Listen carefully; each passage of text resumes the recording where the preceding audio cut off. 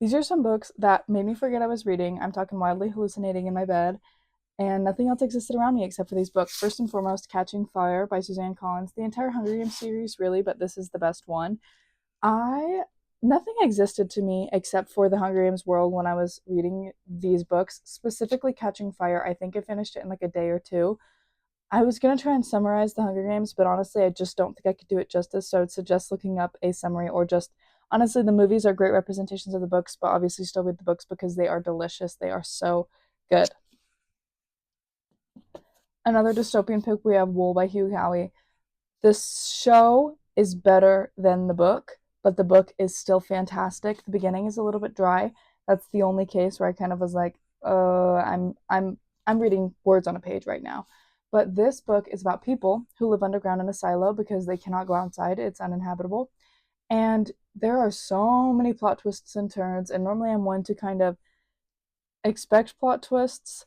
This one, no. I don't think I like knew a single one that was happening. So good. I was so invested the entire time. I was flipping through the pages and I would be sitting in my bed for hours reading and I just like wouldn't even realize that suddenly it's 7 p.m. It is so good. Next is Malibu Rising by Taylor Jenkins Reid. Ignore the sticker. Any of her books I just love. I absolutely love them. I've been reading her books. She's my favorite author.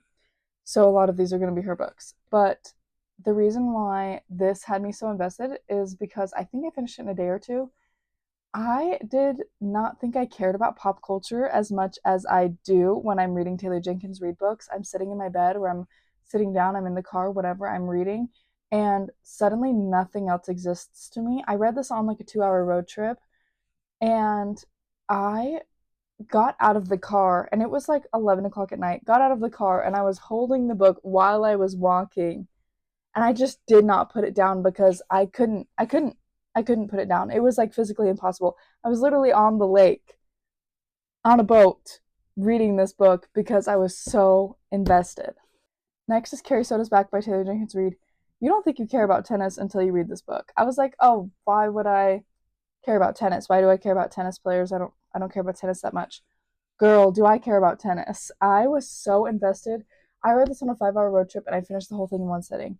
And I just like could not put the book down. Again, I was walking into the gas station at like rest stops like this because nothing could get me to pry this book out of my hands. I was so invested, I was so obsessed.